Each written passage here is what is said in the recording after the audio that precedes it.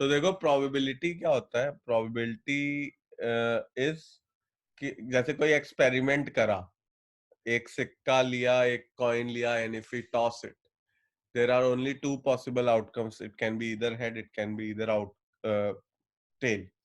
Now the probability is nothing but chance of occurrence of one event.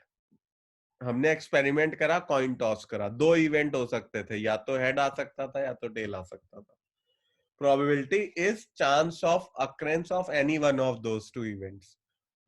इस case में दो event थे, ज्यादा भी इवेंट हो सकते हैं. डाइस थ्रो करा तो 6 इवेंट होंगे, 1 2 3 4 5 6. कार्ड्स के केस में कार्ड ड्रॉ करा तो 52 इवेंट्स हो सकते हैं. सो डिफरेंट इवेंट्स हो सकते हैं. But occurrence, chance of occurrence of one particular event is probability. ठीक है, उसको हम पीई से रिप्रेजेंट करते हैं. और पीई का फॉर्मूला होता है कि number of favourable outcome upon total number of outcome. अभी मैं लिख के भी बताऊंगा, but as of now just remember, probability का फॉर्मूला होता है, लास्ट ईयर भी हमने पढ़ा था, favourable outcome, total number of favourable outcome upon total number of outcomes. तो जैसे अगर मैं कह रहा हूं मैंने एक कॉइन टॉस करा और हेड आने की प्रोबेबिलिटी बताओ, तो फेवरेबल आउटकम क्या है, हेड. टोटल आउटकम क्या है, 2, मतलब हेड एंड टेल. हेड आने का चांस 1 है क्योंकि एक फेवरेबल आउटकम हुआ, और टोटल नंबर ऑफ आउटकम क्या हो सकते हैं, हेड या टेल, 2. तो प्रोबेबिलिटी क्या हो जाएगी, 1/2. ठीक है. उसके बाद एक्सपेरिमेंट क्या होता है, जब भी ये आप कोई ऐसा इवेंट लेके कोई आउटकम निकालते हो तो उसको एक्सपेरिमेंट कहते हैं. उसके जो पार्ट्स हो सकते हैं, क्या क्या आ सकता है उसमें, वो इवेंट कहलाता है. फिर उसके बाद एक चीज होती है श्योर इवेंट. श्योर इवेंट मतलब जो हमेशा होगा ही होगा. फॉर एग्जाम्पल, अगर मैं एक डाइस थ्रो करूं और प्रोबेबिलिटी निकालूं कि नंबर इज बिटवीन 1 to 6, तो श्योर इवेंट है, क्योंकि तो फेवरेबल आउटकम क्या हो जाएगा, या तो 1 2 3 4 5 6, सारे ही नंबर 1 से 6 के बीच में, इंक्लूडेड 1 and 6, राइट. सो 6 हो गए, और टोटल आउटकम कितने, 6. तो जब भी श्योर इवेंट होगा, उसकी जो प्रोबेबिलिटी होगी वो हमेशा 1 होती है. ये क्वेश्चन 1 मार्कर के लिए आ सकता है, probability of a sure event is 1. ठीक है. अनदर एग्जांपल कुड बी, एक बॉय स्कूल है, उसमें किसी बॉय को पिक करके हेड बॉय बनाने की प्रोबेबिलिटी क्या होगी, 1, क्योंकि कोई बॉय ही पिक हो रहा है. तो एक boy out of total number of boys pick कर रहे हैं हम. बॉय, स्कूल बॉय को बॉय होने की प्रोबेबिलिटी क्या होगी, या जैसे other example I take, there is a school which is boy school. उसमें एक बच्चे को सेलेक्ट करा गया, उसकी बॉय होने की प्रोबेबिलिटी क्या होगी, 1, क्योंकि सारे ही बॉयज हैं. बॉयज में से एक बॉय पिक करा, तो फेवरेबल आउटकम क्या है, सारे बॉयज. टोटल आउटकम क्या है, सारे बॉयज. तो प्रोबेबिलिटी क्या हो गई, 1. और इम्पॉसिबल इवेंट क्या होते हैं, जो हो ही नहीं सकते. फॉर एग्जाम्पल, बॉय स्कूल में, उसमें एक बच्चे को सेलेक्ट किया और उसकी गर्ल होने की प्रोबेबिलिटी बताओ, तो 0 हो जाएगी, क्योंकि जब बॉय है, बॉय स्कूल है, उसमें से गर्ल पिक ही नहीं हो सकता, फेवरेबल आउटकम 0. तो 0 bye total number of boys, which is total number of total outcomes, will be 0. 0 by anything is 0. So impossible event में probability 0 होती है. So again 1 marker आ सकता है, probability of a impossible event is 0. उसके बाद एक चीज हमेशा, कुछ चीजें हमें याद रखनी है, कि जो मेरी प्रोबेबिलिटी होगी, जो मेरा पीई होगा, वो हमेशा 0 से 1 के बीच में होगा. कई बार बच्चे कुछ भी ऊट पटांग आंसर लिखाते हैं प्रोबेबिलिटी का. तो देखो, प्रोबेबिलिटी ऑफ एनी इवेंट, या ई कभी छोटे में होता है, कभी बड़े में होता है, कुछ भी हो सकता है. Probability of E is, P of E is total या number of favourable outcome upon total outcome. ठीक, ये हमने पढ़ा. दूसरी चीज आप हमेशा याद रखना, जो प्रोबेबिलिटी ऑफ एनी इवेंट होगा, वो हमेशा 0 से 1 के बीच में होगा. 0 हो सकता है, 1 हो सकता है, बट 1 से बड़ा नहीं हो सकता और नेगेटिव नहीं हो सकता. कई बार मैंने देखा प्रोबेबिलिटी का आंसर लोग 1.23 कुछ निकाल दिया, या 50 पॉइंट समथिंग निकाल दिया. हो ही नहीं सकता, 0 से 1 के बीच में प्रोबेबिलिटी लाई करेगी. ठीक है. और प्रोबेबिलिटी ऑफ इम्पॉसिबल इवेंट 0 होगी. प्रोबेबिलिटी ऑफ श्योर इवेंट 1 होगी। और लेट्स से अगर मैंने एक कॉइन उछाला, तो प्रोबेबिलिटी ऑफ हेड आना प्लस प्रोबेबिलिटी ऑफ टेल आना, जितने भी इवेंट हैं उन सबकी प्रोबेबिलिटी का individual sum will be equal to 1। जैसे डाइस थ्रो करा तो probability of 1 plus probability of 2 plus probability of 3 plus probability of 4 plus probability of 5 plus probability of 6 is 1। क्योंकि पी ऑफ एच देखो यहाँ पे क्या है, पी ऑफ एच है 1/2, पी ऑफ टेल है 1/2, तो 1 हो जाएगा 1/2 प्लस 1/2। ऐसे ही जो हमने डाइस वाला करा उसमें हर एक की प्रोबेबिलिटी 1/6 है। ऐसे 6 इवेंट है, सबको सम कर देंगे तो 1 ही तो आ जाएगा। सो अगर सारे इंडिविजुअल इवेंट्स को हम लेके सम कर लेते हैं तो वो भी मेरा 1 आ जाता है। फिर एक चीज होती है कॉम्प्लीमेंट्री इवेंट। जैसे अगर हेड आ गया तो हेड का कॉम्प्लीमेंट्री क्या है, टेल, है ना। मतलब दो ही चीजें हो सकती हैं, या तो हेड आएगा या तो हेड नहीं आएगा। So P of E plus P of not E is 1। तो अगर जैसे हेड का मेरे को प्रोबेबिलिटी मिल गई 1/2, तो हेड ना आने की प्रोबेबिलिटी क्या हो जाएगी, 1 माइनस 1/2 विच इज 1/2। या मानो मेरे को मिल गई प्रोबेबिलिटी ऑफ डाइस में रोल करने पे 1 आने की 1/6 प्रोबेबिलिटी है, तो डाइस पे रोल करने पे 1 ना आए उसकी प्रोबेबिलिटी हो जाएगी 1 माइनस 1/6 विच इज 5/6। ठीक है, ये नोट एक बार कर लो, फिर आगे देखते हैं। सम of probability of occurrence of every event is 1। जैसे कोई एक्सपेरिमेंट हुआ जिसमें हमने बोला या तो हेड आएगा या तो टेल आएगा, कॉइन टॉस करा है तो हेड आएगा तो टेल आएगा, तो P of H plus P of T 1 हो जाएगा।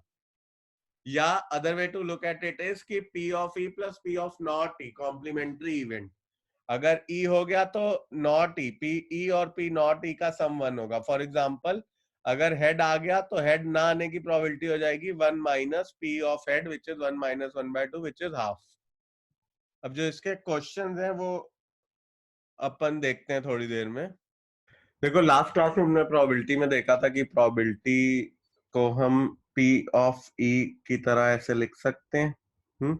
और उसका हमने फॉर्मूला देखा था, number of favourable outcome upon total outcomes. ठीक, अब देखो ये जो टोटल आउटकम्स है ना, इसको हम लोग सैंपल स्पेस भी कहते हैं। किसी भी प्रोबेबिलिटी के क्वेश्चन को सॉल्व करने के लिए हमें पहले सैंपल स्पेस निकालनी पड़ती है, तभी तो हमें पता चलेगा टोटल आउटकम कौन से हैं और कैसे आगे सॉल्व होंगे, राइट। सो हम लोग क्या करेंगे इस केस में, सैंपल स्पेस निकालने के लिए मैं कुछ चीजों की आपको क्विकली बता देता हूँ, सैंपल स्पेस क्या होती है कैसे होती है। बाकी के तो जब क्वेश्चन आएगा हम देख लेंगे, but it is pretty simple. जैसे अगर मैं बोलूं एक कॉइन को हमने टॉस करा, अगर कॉइन टॉस हुआ तो हमारी सैंपल स्पेस को एस से रिप्रेजेंट तो करते हैं और कर्ली ब्रैकेट्स में लिखते हैं एक कॉइन टॉस होने में मेरी सैंपल स्पेस हो जाएगी हेड और टेल। अब मैं कहूं प्रोबेबिलिटी ऑफ 1 हेड कमिंग, तो पी ऑफ इवेंट की जगह मैं एच लिख दूंगा।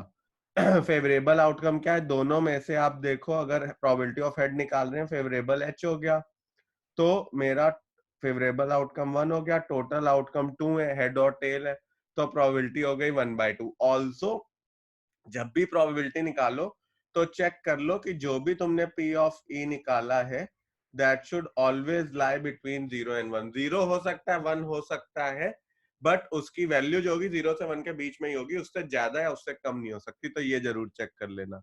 अभी हमने एक कॉइन का बोला, अब अगर मैं 2 कॉइन टॉस पे बोलूं, 2 कॉइन टॉस होते हैं तो मेरी सैंपल स्पेस क्या हो जाएगी, H H head tail, tail head और टेल टेल। ठीक है, ये मेरी सैंपल स्पेस हो गई जब 2 कॉइन्स टॉस हो रहे हैं। ठीक है, साइमल्टेनियसली दोनों एक साथ कॉइन टॉस कर रहे हैं। और कभी कभी आप ध्यान रखना, आपको क्वेश्चन में ये भी बोलेगा कि अनबायस्ड कॉइन्स है। इस बार के बोर्ड के क्वेश्चन में भी आई थिंक 12th में अनबायस्ड आया था, तो काफी बच्चे कंफ्यूज हो गए थे। कंफ्यूजन की कोई जरूरत नहीं है। अनबायस्ड का सिर्फ मतलब होता है कि कॉइन जो है उसमें कोई भी स्क्यूडनेस नहीं है, बायसनेस नहीं है। अगर आप उसको उछालोगे तो या तो हेड आएगा या तो टेल आएगा, तीसरा और कुछ नहीं हो सकता, राइट। अगर तुमने शोले मूवी देख रखी है तो उसमें क्या हुआ था, जब जय और वीरू की लड़ाई हो रही थी कि कौन लड़ेगा और कौन जाएगा बसंती को बचाने, तो जय ने एक कॉइन टॉस करा था और कॉइन टॉस पे फैसला हुआ था कि किसको जाना है, और वो जो कॉइन टॉस करा था ना, वो उसमें दोनों साइड हेड था। That means it was a biased coin, दोनों साइड हेड है तो हेड ही आएगा ना, तो जय जीत गया था। So you have to, when we say unbiased, it means दोनों साइड प्रॉपर या तो हेड है या तो टेल है, और अगर सिक्का उछालेंगे तो दोनों में से किसी की भी प्रोबेबिलिटी कोई भी आ सकता है, ठीक है, देयर इज नो बायसनेस। अब अगर 2 कॉइन टॉस कर रहे हैं तो सैंपल स्पेस हो गई head head head head tail tail head और टेल टेल, ठीक है। अब अगर मैं कहूं इस केस में प्रोबेबिलिटी ऑफ हेड आने की बताओ, तो प्रोबेबिलिटी ऑफ हेड मेरा क्या हो जाएगा यहाँ पे, आप देखो कितने पॉजिटिव इवेंट है यहाँ पे, एक हेड हेड में भी हेड है, हेड टेल में भी हेड है, टेल हेड में भी टेल एक हेड है, तो टोटल फेवरेबल आउटकम 4 हो जाएंगे, 3 हो जाएंगे, और टोटल आउटकम 4 है। तो इन दिस केस मेरा आंसर आ जाएगा 3/4। में देखो अब और सैंपल स्पेस देखना सीखते हैं, हमने 2 कॉइन्स का देख लिया। अब अगर मैं 3 कॉइन की बात करूं, 3 कॉइन के केस में 3 कॉइन को टॉस करा तो मेरी सैंपल स्पेस हो जाएगी, देखो क्या क्या आ सकता है, एक तो हेड हेड हेड, तीनों में हेड, ठीक है। इसको तुम ऐसे भी याद रख सकते हो, इसको ऐसे लिख देते हैं अपन, head head head, head head tail, head tail head, tail head head, ठीक है। पहले हमने सारे हेड का कर दिया, अब उसके बाद हम करते हैं tail tail tail, tail tail head, tail head tail, और हेड टेल टेल, ठीक है। ये मेरी पूरी सैंपल स्पेस आ गई when 3 coins are being toss. हमेशा याद रखना सैंपल स्पेस जो होती है ना, उसका जैसे का फॉर्मूला होता है, कितने नंबर आएंगे सैंपल स्पेस में, उसका फॉर्मूला होता है 2 की पावर n। इस केस में मेरा n 3 है, तो 2 की पावर 3 8 मेरे सैंपल स्पेसेस बने, ठीक है। दो कॉइन को टॉस करा था तो 2 की पावर 2 4 बने, एक कॉइन को टॉस करा था तो 2 की पावर 1 2 सैंपल स्पेसेस बने, ठीक। अब ये मेरी आउटकम आ गए, 8 सैंपल स्पेसेस आ गए। अब अगर मैं इसमें से क्वेश्चन बोलूं कि now let tell me probability of one head, ठीक है। प्रोबेबिलिटी ऑफ वन हेड में क्या हो जाएगा, मैं इसको लिखूंगा पी ऑफ एच। अब 1 2 3 4 5 6, अगर वो सिर्फ वन हेड बोल रहा है, जैसे probability of only one head बोल रहा है, only one head in three tosses of coin, question होगा find the probability of having one head, only one head on tossing 3 coins. तो फिर मैं एक एक हेड वाला जो सिनेरियो है वो सेलेक्ट कर लूंगा, तो जैसे एक ये हो गया, एक ये हो गया, एक ये हो गया, बाकी सब तो 2 वाले हैं, तो मेरा यहाँ पे आंसर आ जाएगा 3 which is favourable outcome upon 8 which is total number of outcome. जब भी आप प्रोबेबिलिटी का क्वेश्चन लिखोगे, प्रोबेबिलिटी के क्वेश्चन में सबसे ज्यादा मार्क्स जाते हैं जब आप उसके स्टेप्स नहीं लिखते हो। आ सबको जाता है क्योंकि इजी होता है, बट स्टेप्स नहीं लिखते। तो स्टेप में आपको क्या क्या लिखना है, आपको डिफाइन करना है कि सैंपल स्पेस क्या है, जैसे कि अभी अपन कर रहे हैं। आपको ये डिफाइन करना है कि फॉर्मूला स्टेट करना है, probability of any event is P of favorable p of e is equal to favorable outcome total number of favorable outcome upon total number of outcomes। फिर लिखो total favorable outcomes are 3 because tth tht और htt are the 3 outcomes which are favorable having only one head। total outcomes are 8 as mentioned in the sample space, hence p of h is 3/8। ये सब आपको लिखना पड़ेगा तब पूरे number मिलेंगे, कई बार बच्चे सिर्फ 3/8 लिख देते हैं और नंबर पूरे कट जाते हैं। So make sure you write the entire thing, ठीक। अब अगर मैं बोलूं probability of no heads on either of the coin, probability of no heads on either of the coin, अगर ये इवेंट है, प्रोबेबिलिटी ऑफ नो हेड्स में क्या हो जाएगा, नो हेड का मतलब है कि क्या तीनों टेल होंगे, अगर हेड नहीं आया तो टेल ही तो आएगा। Probability of no head would be ये वाला favourable outcome which is 1, total outcome 8, तो 1/8 आंसर आ जाएगा। तो ऐसे वो घुमाता रहेगा इवेंट्स को और तुमसे पूछता रहेगा। For example other could be probability of getting at least one head. At least one head का मतलब होता है वन हेड या उससे ज्यादा। एटलीस्ट और एटमोस्ट के काफी क्वेश्चन होते हैं, कॉम्प्लिकेट कर देते हैं क्योंकि इंग्लिश थोड़ी सी कॉम्प्लिकेशन मचा देती है, but then it is very easy. At least one head को आप समझ लो कि एक या उससे ज्यादा. सो व्हेन आई से find the probability of getting at least one head, तो आप यहाँ पे देखो, इसमें भी वन हेड है, इसमें भी वन हेड है, इसमें भी वन हेड है, इसमें भी वन हेड है, इसमें भी वन हेड है, इसमें भी वन हेड है, इसमें भी वन हेड है. वन हेड का मतलब वन हेड या उससे ज्यादा है, राइट? और एक ही इवेंट है जिसमें कोई हेड नहीं है, which is TTT. So probability of getting at least one head में फेवरेबल आउटकम हो जाएंगे 7 और टोटल आउटकम हो जाएंगे 8. अब दूसरा एक क्वेश्चन देखते हैं. When I ask probability of getting at most one head, P of at most one head, तो इसमें क्या हो जाएगा? एट मोस्ट वन हेड के केस में हम क्या करेंगे, मतलब ज्यादा से ज्यादा एक हेड, एट मोस्ट. तो आप जीरो हेड वाली कंडीशन लोगे और वन हेड वाली कंडीशन लोगे. तो अगर यहाँ पे मैं देखूं जीरो हेड इसमें है और वन हेड इसमें है, तो मेरा फेवरेबल आउटकम हो जाएंगे 4, टोटल आउटकम हो जाएंगे 8. तो आंसर आ जाएगा 1/2. ठीक है, इस टाइप के क्वेश्चंस होते हैं जब 3 कॉइन्स वाले क्वेश्चन आते हैं. इस टाइप के इवेंट्स की बात होती है. एक बार ये फटाफट आप नोट कर लो, और मैं एक बार यहाँ पे बस ये थोड़ा सा और अच्छे से डिफाइन कर देता हूँ. P ऑफ नो हेड, ठीक, फिर P of at least one head, P of at least one head, ये हमने 7/8 निकाल लिया. ये इसमें सबसे कॉम्प्लिकेटेड यही वाले 3 क्वेश्चन होते हैं, no head, at least one head और एटमोस्ट वन हेड. समझ गया? अब हेड की जगह टेल भी हो सकता है, तो सेम ही लॉजिक लग जाएगा उसमें भी. ठीक है, ये नोट कर लो. कॉइन के बाद जो नेक्स्ट चीज आती है वो है डाइस. ठीक है, अब अगर एक डाइस थ्रो हो रहा है, पहले एक डाइस को स्टडी करेंगे, फिर 2 डाइस को स्टडी करेंगे. एक डाइस में मेरे आउटकम क्या हो जाएंगे? 1, 2, 3, 4, 5 और 6. ये मेरा सैंपल स्पेस हो जाएगा. अब अगर मैं बोलूं probability of getting even number on dice, even number on dice, ठीक है, तो आप देखो इवन नंबर क्या क्या है? 2, 4, 6.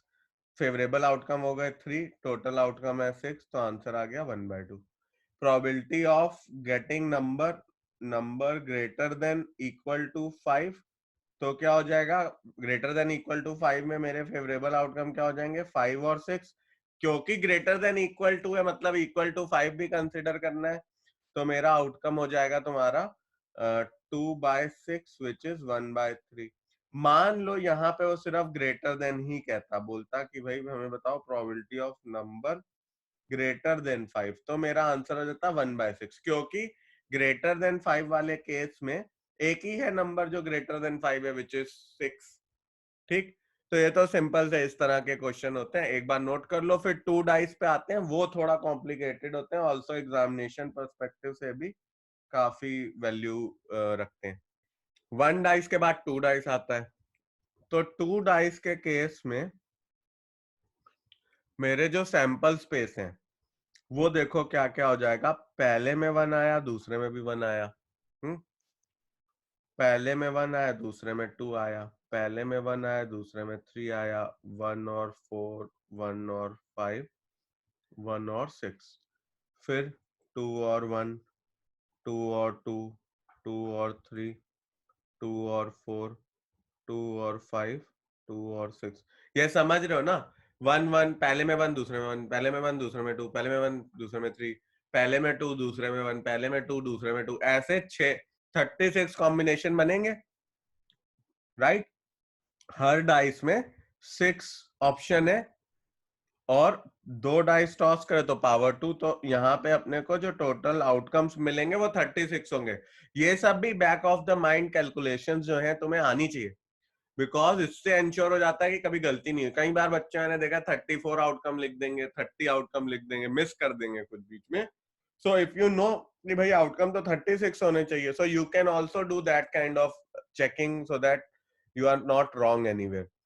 ये ऐसी ट्रिक्स भी मैं तुम्हें बीच बीच में बताता रहूंगा, सो that you can keep checking कि कहीं आप गलत तो नहीं हो रहे हो.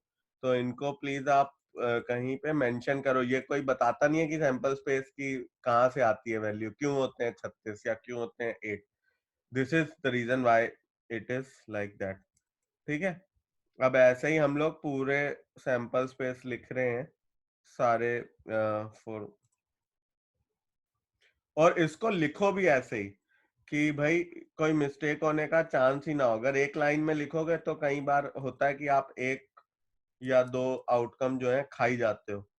सो इन ऑर्डर टू एंश्योर कि वो सब ना हो, आप इसको ऐसे ही टेबुलर फॉर्म में लिखो। मैं जितनी भी आप लोगों को पढ़ाता हूँ वो पढ़ाने का एक प्रॉपर ना पूरा मतलब आप कह सकते हो वाइट बोर्डिंग करके हम कुछ चीज पढ़ा रहे हैं आपको। सो जब आपको इन चीजों को इसी ऑर्डर में समझोगे ना, इसी ऑर्डर में जिस ऑर्डर में अपन पढ़ा रहे हैं, तो it will be much more clearer to you. नहीं तो क्या होता है कि कुछ चीज यहाँ से पकड़ी कुछ वहां से पकड़ी तो पूरा ही खत्म हो जाता है। whatever I am teaching, it's going in a flow, it's going in form of a movie, इसलिए ही ये सब याद रहता है, इसीलिए मैथ्स अच्छी लगने लग जाती है। सो आप वो प्लीज ध्यान रखना। अब हमने दो डाइस की बात करी, दो डाइस में हमने कहा कि 6 स्क्वायर 36 आउटकम आने चाहिए, हमने सारे आउटकम लिख लिए और इसी ऑर्डर में लिखना है, ऐसे ही लिखना 1 1 1 1 वाला पहले, फिर 2 वाला, 3 वाला, 4 वाला। अब इसके बेस पे अपन कुछ क्वेश्चन लिखते हैं, देखते हैं। ठीक है, पहले एक बार नोट कर लो फटाफट, फिर क्वेश्चंस करते हैं। अब इसमें क्वेश्चन किस टाइप का आएगा वो देखते हैं। क्वेश्चन में बोलेगा probability of getting a doublet. Doublet का मतलब होता है कि same number on both the dice. तो डबलेट वाले कितने सिनेरियो हैं? 6 सिनेरियो हैं, 1 1 2 2 3 3 4 4 5 5 6 6। आप देख लो। हाँ, ये जरूर याद रखना डबलेट का मतलब क्या होता है, अगर मतलब ही भूल गए तो क्वेश्चन कर ही नहीं पाओगे। तो यहाँ पे 6 नंबर आ गए। अब प्रोबेबिलिटी ऑफ डबलेट क्या हो जाएगा? 6 सकता हूँ 6/36, प्रोबेबिलिटी हो जाएगा 1/6। ठीक है, पहला क्वेश्चन ये हो गया, ये आप नोट कर लो। फिर नेक्स्ट मैं एक पूछता हूं, probability of getting sum greater than 10। Probability of getting sum of numbers on both the side greater than 10। Probability of getting the sum of numbers on both the dice greater than 10। अब greater than 10 वाले अगर देखो तो सिर्फ ये 3 scenario हैं, 6 और 5 which is 11, 5 और 6 विच इज 11, और 6 और 6 विच इज 11। 5 5 10 है, और इसके इधर सारी चीजें जो हैं वो मेरी लेस देन 10 है ना। 3 सिनेरियो हो गए। Probability of getting numbers greater than 10 में मैं क्या करूंगा, यहाँ पे लिख देता हूँ, probability of number greater than 10, sum of number greater than 10, 3 positive outcome, total 36, तो 1/12 आ जाएगा। ये भी लिख लो, फिर मैं ये वाले रब करता हूँ और आगे कुछ और क्वेश्चन देखते हैं इसी टाइप में। नंबर ग्रेटर देन 10 वाला समझ लो, फिर से दो डाइस पे कुछ नंबर आएगा, राइट, और उन नंबर का जो सम है दैट इज ग्रेटर देन 10 की प्रोबेबिलिटी बतानी है। अब अगर आप देखो प्रोबेबिलिटी ऑफ गेटिंग 6 और 5, एक पे 6 आया एक पे 5 आया, सम हो गया 11, it is greater than 10, this is a favourable outcome. First पे 5 आया, सेकंड पे 6 आया, it's a second scenario, some is 11 greater than 10, तो सेकंड फेवरेबल आउटकम। थर्ड दोनों पे 6 आ गया, 12 greater than 10, third favourable outcome. इसके अलावा कोई भी आउटकम आप सम कर लो नंबर्स को, मतलब इन दो नंबर्स का सम, इन दो नंबर्स का सम, इन दो नंबर्स का सम, इन दोनों नंबर्स का सम, किसी भी केस में ग्रेटर देन 10 नहीं आएगा। तो मेरी प्रोबेबिलिटी क्या हो जाएगी? 3/36 विच इज 1/12। अगर मुझे इसी क्वेश्चन में कह देता ग्रेटर देन और इक्वल टू भी कह देता, मान लो ग्रेटर देन इक्वल टू 10, तो अब आप देखो इसमें से ये वाला आउटकम, ये वाला आउटकम और ये वाला आउटकम भी ऐड करना पड़ता, तो मेरा आंसर हो जाता 6/36 मत, और 6/36 हो गया 1/6, ये मेरा आंसर निकल के आ जाता। जो नेक्स्ट टाइप ऑफ क्वेश्चन आते हैं प्रोबेबिलिटी में, उसमें क्या होता है, हम कार्ड्स की बात करते हैं, जो ताश के पत्ते घर पे हमने देखे होंगे, तो उनकी थोड़ी सी बात करते हैं। उनको पहले समझ लेते हैं कि क्या कैटेगराइजेशन होती है, क्योंकि काफी बच्चों को उसमें ही इशू हो जाता है। तो let us understand it in a manner that it is clear, and then do questions of the cards. अब देखो, किसी भी पैक ऑफ कार्ड्स में देयर आर 52 कार्ड्स, ठीक है। इन 52 कार्ड्स में there are 26 red cards and 26 black cards, ठीक है। अब देखो क्या हो जाता है 26 रेड और 26 ब्लैक के बाद, रेड कार्ड की फर्दर कैटेगराइजेशन हो जाएगी, ठीक है। रेड कार्ड को मैं फर्दर कैटेगराइज कर सकता हूँ। एक ऐसी शेप हम देखते हैं विच इज डायमंड, और एक हार्ट शेप देखते हैं, ठीक है। डायमंड के भी 13 कार्ड्स होते हैं और हार्ट के भी 13 कार्ड्स होते हैं। कार्ड्स का सीक्वेंस कैसा होता है, ए से स्टार्ट होता है, फिर 2, फिर 3, और फिर उसके बाद 10 के बाद होता है जैक, क्वीन और किंग, ठीक है। ए से स्टार्ट होता है, 8 2 3 4 5 6 7 8 9 10। 10 के बाद आता है 3 फेस कार्ड, इनको हम लोग फेस कार्ड्स भी बोलते हैं। And S is not a face card, ये भी याद रखना, कई बार मैंने देखा बच्चे यही मिस्टेक कर देते हैं। हार्ट्स में भी सेम सूट होता है, इन चीजों को हम सूट कहते हैं, ठीक है। ये कलर हो गए, और ये जो चीज हम अब स्टडी कर रहे हैं वो है सूट्स। सूट्स अगर कभी आए कि ऑफ वन सूट या ऑफ सूट ऑफ हार्ट्स, इसका मतलब है हार्ट वाली जो कैटेगरी है उसमें से। हार्ट वाली कैटेगरी में क्या क्या आएगा, ए विच is 1 2 3 4 5 6 7 8 9 10, and face cards of jack, queen and king, ठीक अरे है। ए के नीचे क्या लिखा है सर? ए के नीचे 2, फिर 3, फिर 4 5 6 7 डॉट डॉट डॉट डॉट 10, फिर जैक, क्वीन और किंग। मैंने बोला कि ये फेस कार्ड्स हैं। ये हमारे ब्लैक के रेड के केस में। ब्लैक के केस में क्या रहता है, दो अलग सूट हो जाते हैं। यहाँ पे सूट है एक डायमंड एक हार्ट, ठीक है। ये डायमंड था और एक ये हार्ट था। अब उसके बाद सूट हो जाता है स्पेड और एस। स्पेड। अब जो बाकी बचे दो ब्लैक के रहते हैं, इसको हम लोग ये स्पेड है और ये क्लब है, CLUB, ठीक है। अगेन इसमें भी 13 सिनेरियोज होंगे। ए से स्टार्ट होगा, 2 फिर 3 ऐसे जाएगा 10, फिर 3 फेस कार्ड होंगे which is jack, king, queen and king, ठीक। अब ये अपने को क्लियर हो गया। अब देखो, ओवरऑल अगर हम समझे तो जो मेरे फेस कार्ड्स हैं इस पे काफी बार क्वेश्चन आता है, इसलिए क्लैरिटी जरूरी है। Total number of face cards कितने हो जाएंगे, 3 face card in each suit और 4 सूट, तो 12। हर सूट में 3 3 कार्ड है, यहाँ पे 3, फिर यहाँ पे 3, ऐसे 4 सूट में होंगे तो 3 + 3 + 3 + 3 विच इज 12, राइट। और किंग, कोई भी एक अगर फेस कार्ड का मैं टाइप बोलूं कि किंग के कितने कार्ड्स होंगे, तो वो हो जाएंगे 4। चारों टाइप में एक एक किंग होगा तो 4। और मैं बोलूं रेड किंग कितने होंगे, तो वो हो जाएंगे 2, क्योंकि एक क्लब का, एक अपना हार्ट का और एक डायमंड का। तो ऐसे अब कैटेगराइजेशन चलती रहेगी। एक बार ये नोट कर लो, फिर इसके कुछ क्वेश्चन देखते हैं। अब इस टाइप के कुछ क्वेश्चंस को देखते हैं। अब अगर मैं तुम्हें कहूं कि find probability of getting a face card, तो P ऑफ फेस कार्ड्स में क्या हो जाएगा, अपने फेवरेबल आउटकम हमने देखे 12 थे, राइट, और टोटल आउटकम 52, तो 12/52 हो गया। इसको सिंप्लीफाई करके फ्रैक्शन में छोड़ देना, डेसिमल में कन्वर्ट मत करना, क्योंकि पॉइंट में गलती होगी तो और नंबर कट जाएंगे। प्रोबेबिलिटी में तुम क्वेश्चंस को फ्रैक्शन में छोड़ सकते हो, बट ये देख लेना कि जो वैल्यू है दैट शुड लाई बिटवीन 0 से 1। मतलब 40/30 नहीं हो सकता, 4/3 इज ग्रेटर देन 1, तो वो नहीं हो सकता। फिर अगर मैं बोलूं probability of getting a red card, तो रेड कार्ड अपने टोटल कितने थे, 26, और सारे कार्ड्स कितने, टोटल आउटकम 56, तो मेरा आंसर आ गया 1/2। फिर मैं अगर तुम्हें बोलूं probability of getting a card of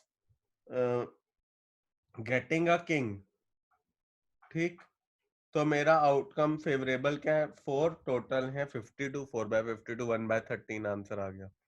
मैं बोलूं probability of getting a red king, तो अब मेरे आउटकम फेवरेबल 2 हो जाएंगे, क्योंकि रेड किंग तो 2 ही है, राइट।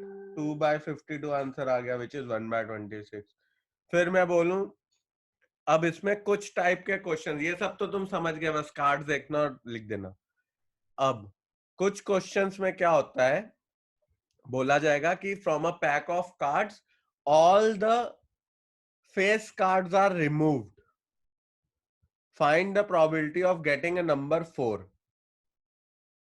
ठीक है, so I will repeat the question. Question will say from the pack of cards all the face cards are removed, find and if a card is drawn, find the probability that the card drawn is 4. ठीक है, अब इस case में क्या होगा, अगर तुम सारे फेस कार्ड रिमूव कर देते हो तो मेरी सैंपल स्पेस बदल जाएगी. 52 में से अगर 12 कार्ड्स रिमूव हो गए तो अब बचेंगे 40. अब P ऑफ गेटिंग 4 हो जाएगा, 4 के 4 कार्ड्स हैं, 4 of diamond, 4 of hearts, 4 of spade, 4 of club, 4 card है 4 के, टोटल कार्ड्स हैं 40. तो मेरा आंसर आ जाएगा 1/10. तो ऐसे भी कुछ क्वेश्चन आएंगे जिसमें कुछ रिमूव करा और फिर कहेगा कि आगे बढ़ो. सो एक बार आप यहां तक नोट करो, फिर ये वाले थोड़े से क्वेश्चन और करते हैं. अब एक और वो रिमूवल वाला क्वेश्चन देखते हैं कार्ड्स का. तो अगर मैं बोलूं कि from a pack of cards 2 red queens and black jacks, from a pack of cards red queens and black jacks are removed, find the probability of getting a red card. ठीक है, अब देखो काफी कॉम्प्लिकेशन हो गया question में. 52 cards थे, उसमें से हमने 2 क्वीन हटा दी, 2 जैक हटा दिया, 48 आउटकम बचे. अब वो कह रहा है probability of getting a red card.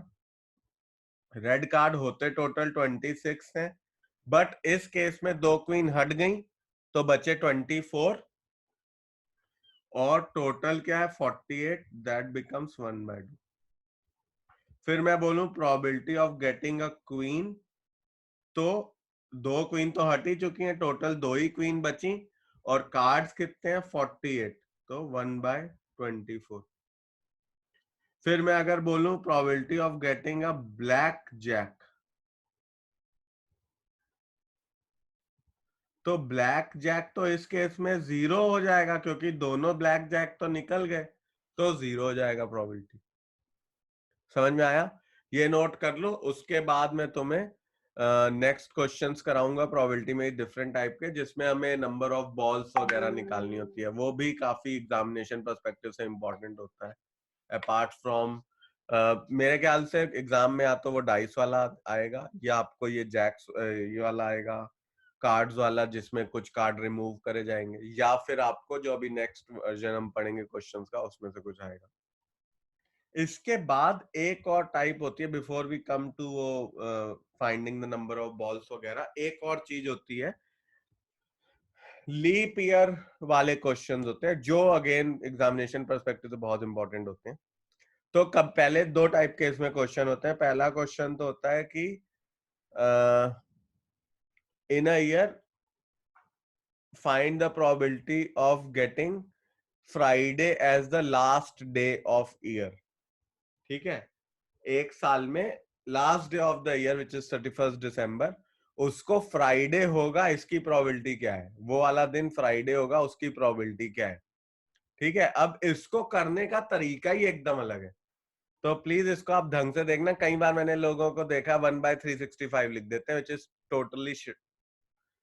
नहीं लिखना है वो सब, समझ के लिखना पड़ेगा. तो अगर मेरे पास मानो 365 डेज हैं, वीक्स देख लेते हैं इसमें से कितने वीक आएंगे. तो अगर मैं इसको 7 से डिवाइड करूं तो आ जाएगा 52 वीक्स प्लस 1 डे, है ना. तो अब 52 वीक्स जो है उसमें तो फ्राइडे भी होगा, सैटरडे भी होगा, संडे भी होगा, सारे ही डेज होंगे, 7 के 7 डेज होंगे. ओनली ये जो लास्ट 1 डे है, इसमें हमें देखना है कि फ्राइडे होगा कि नहीं होगा, इसकी बतानी है कि फ्राइडे की प्रोबेबिलिटी क्या है. अब ये लास्ट 1 डे की सैंपल स्पेस क्या हो जाएगी, Sunday, Monday, Tuesday, Wednesday, Thursday, Friday, Saturday. इन्हीं 7 दिन में से कोई ना कोई एक चीज होगी, right.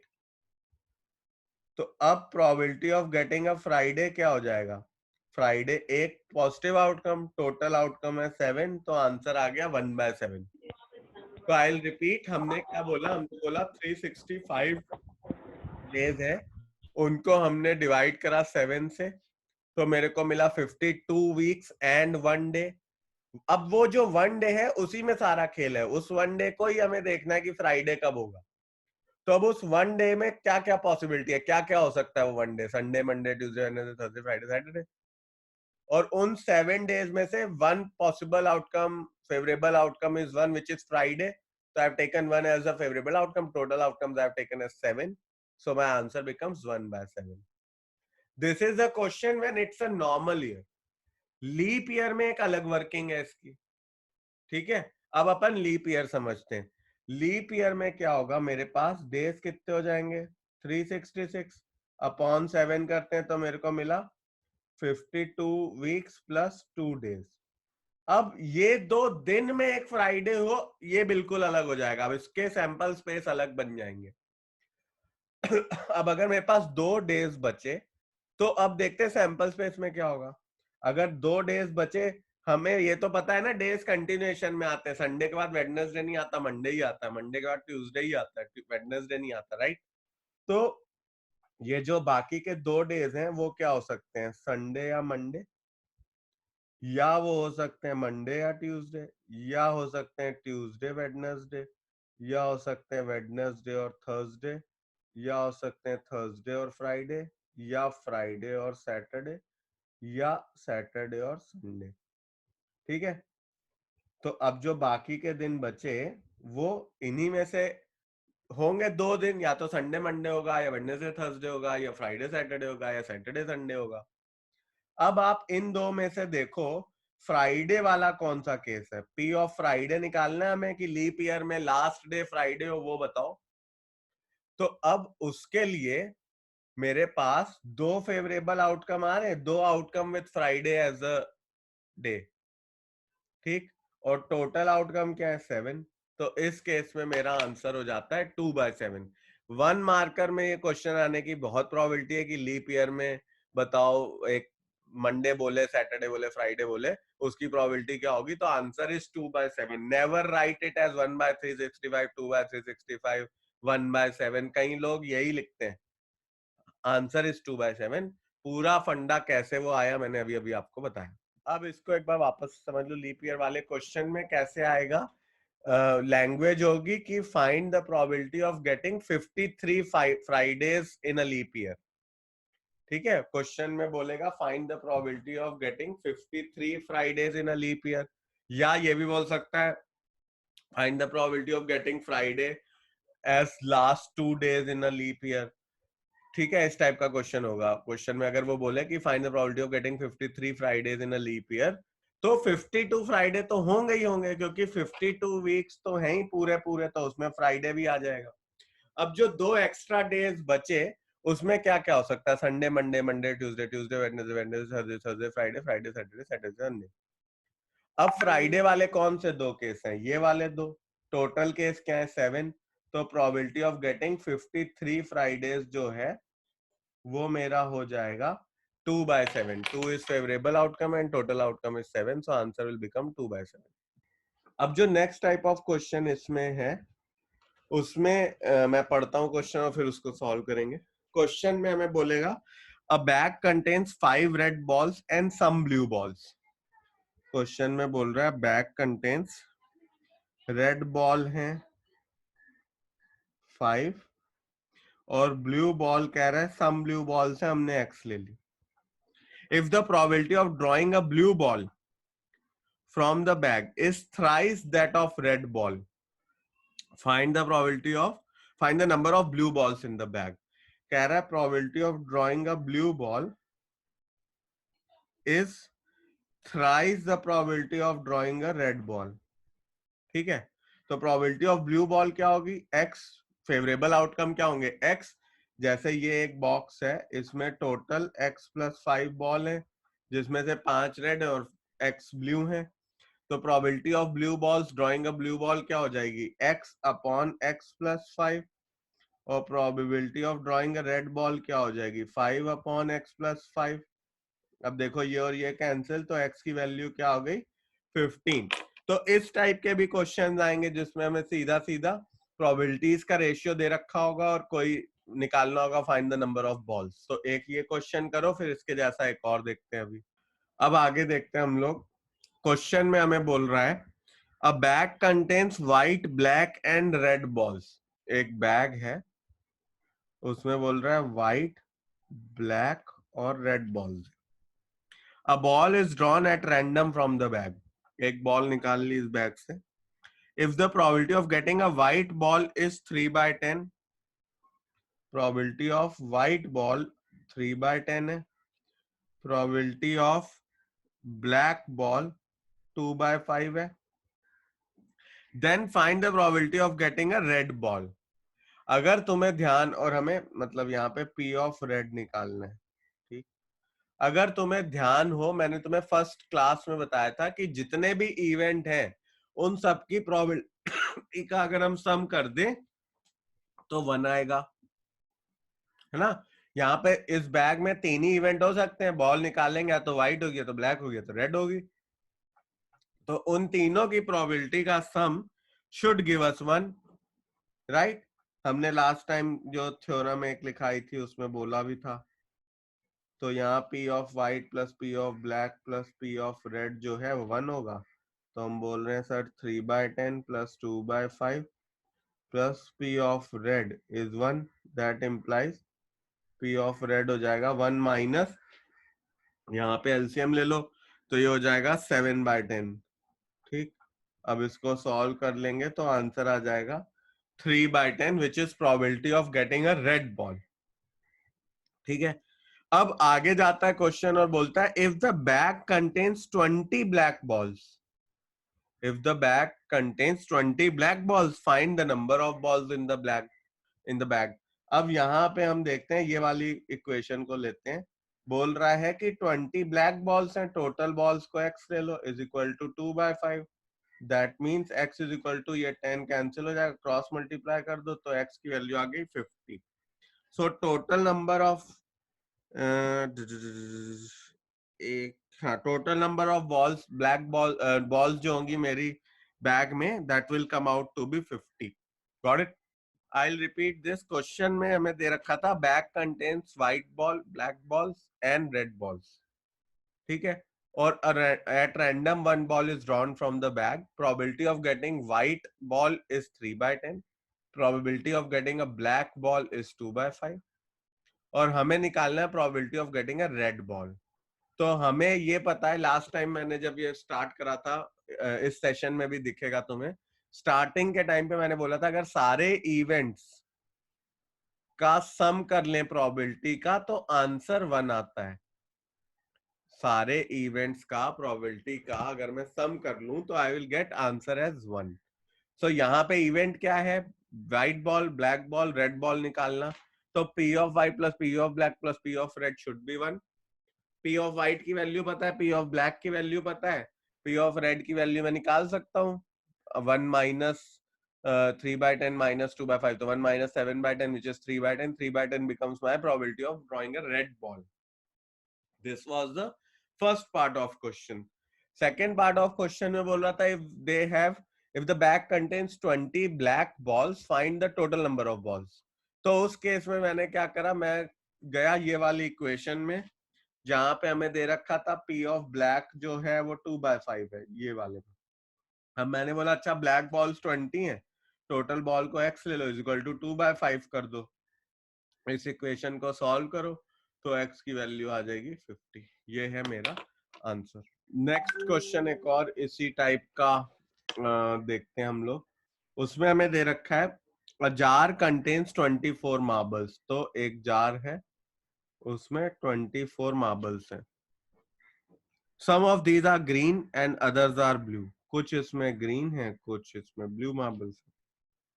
If a marble is drawn at random from the jar, the probability that it is green is 2/3।